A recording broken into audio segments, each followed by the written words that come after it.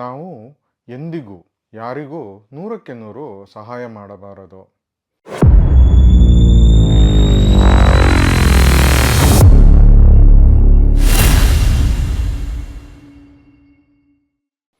ನಮಸ್ಕಾರ.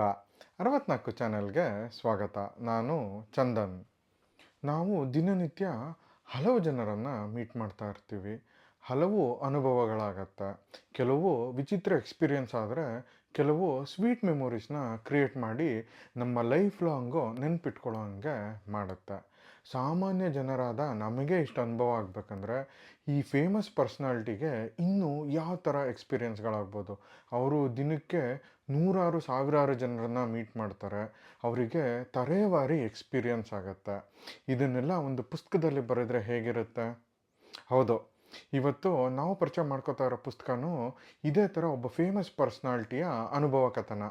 ಅವ್ರ ಬರವಣಿಗೆ ತುಂಬ ಸಿಂಪಲ್ ಆಗಿರುತ್ತೆ ಮತ್ತು ಅಷ್ಟೇ ಕ್ಯೂರಿಯಾಸಿಟಿ ಹುಟ್ಟಿಸೋ ಹಾಗೂ ಇರುತ್ತೆ. ನಾವು ಓದಿದ್ದು ವಿಭಾಗದಲ್ಲಿ ಇವತ್ತು ನಾವು ಪರಿಚಯ ಮಾಡ್ಕೋತಾ ಇರೋ ಪುಸ್ತಕ ಏರಿಳಿತದ ದಾರಿಯಲ್ಲಿ. ಲೇಖಕರು ಸುಧಾಮೂರ್ತಿ, ಪ್ರಕಾಶಕರು ಸ್ವಪ್ನ ಬುಕ್ ಹೌಸ್. ಪುಟಗಳು 166, ಬೆಲೆ ₹120. ಜಾನ್ರ ಅನುಭವ ಕಥನ.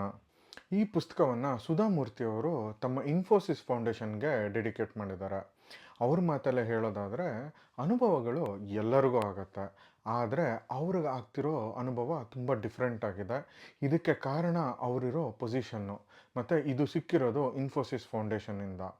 ಕೆಲವರಿಗೆ ಇನ್ಫೋಸಿಸ್ ಫೌಂಡೇಶನ್ ಅಂದರೆ ಇನ್ಫೋಸಿಸ್ ಅನ್ನೋ ಒಂದು ದೊಡ್ಡ ಸಂಸ್ಥೆಯ ಒಂದು ಭಾಗ ಅಂತ ಅನ್ಕೋತಾರೆ. ಆದರೆ ಸುಧಾಮೂರ್ತಿ ಅವರಿಗೆ ಇನ್ಫೋಸಿಸ್ ಫೌಂಡೇಶನ್ನು ಬೇರೆಯದೇ ಪ್ರಪಂಚ.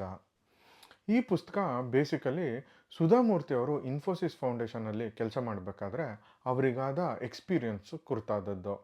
ಇದರಲ್ಲಿ ಸುಮಾರು 28 ಕಥೆಗಳಿವೆ. ಅಲ್ಲಲ್ಲ, ಅವರ ಎಕ್ಸ್ಪೀರಿಯನ್ಸ್ ಇದೆ.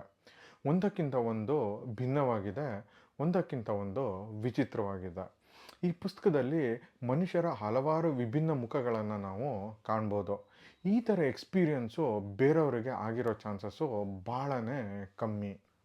ಉದಾಹರಣೆಗೆ ಸುನಾಮಿಯ ಕೆಲಸ, ತಾಯ್ತನದ ಮೀರ, ಬಳ್ಳಿಗೆ ಕಾಯಿ ಬಾರವೆ ಇತ್ಯಾದಿ. ಆದರೆ ನಮಗಿಡಿಸಿದ್ದು ಬೇರೆ 2 ಕಥೆಗಳು, 100ಕ್ಕೆ 100 ಉಚಿತ ಮತ್ತು ಎಲೆಮರೆಕಾಯಿ. 100ಕ್ಕೆ 100 ಉಚಿತ ಅನ್ನೋ ಕಥೆಯಲ್ಲಿ ಸುಧಾಮೂರ್ತಿಯವರು ನಾವು ಮಾಡೋ ದಾನ ಹೇಗೆ ಮಿಸ್ಯೂಸ್ ಆಗುತ್ತೆ ಅನ್ನೋದಕ್ಕೆ 2 ಎಕ್ಸಾಂಪಲ್ ಮೂಲಕ ವಿವರಿಸ್ತಾರೆ.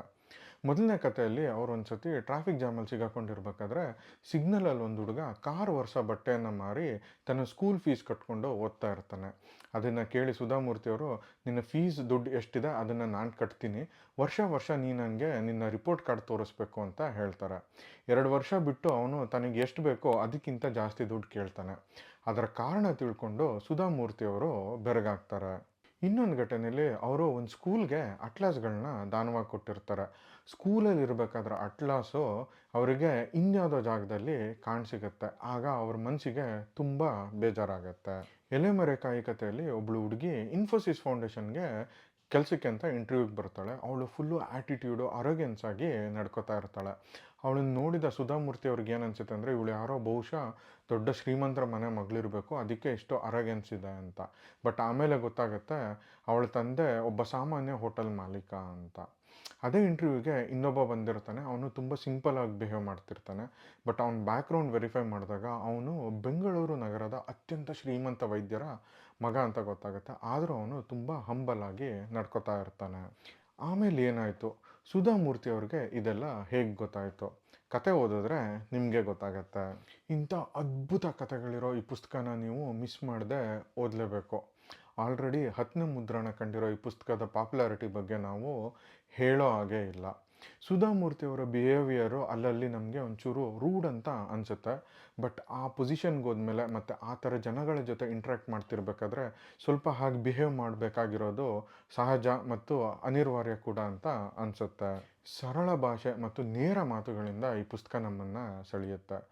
ಬೆನ್ನುಡಿ ಬರೆದಿರೋ ವಿಶ್ವೇಶ್ವರ ಭಟ್ ಕೂಡ ಇದನ್ನೇ ಹೇಳ್ತಾರೆ. ಅವರಿಗೂ ಕೂಡ ಪುಸ್ತಕ ತುಂಬ ಇಷ್ಟ ಆಗಿದೆ. ಬನ್ನಿ, ಈ ಪುಸ್ತಕದಿಂದ ಒಂದು ಸಣ್ಣ ಘಟನೆ ನಿಮಗೋಸ್ಕರ.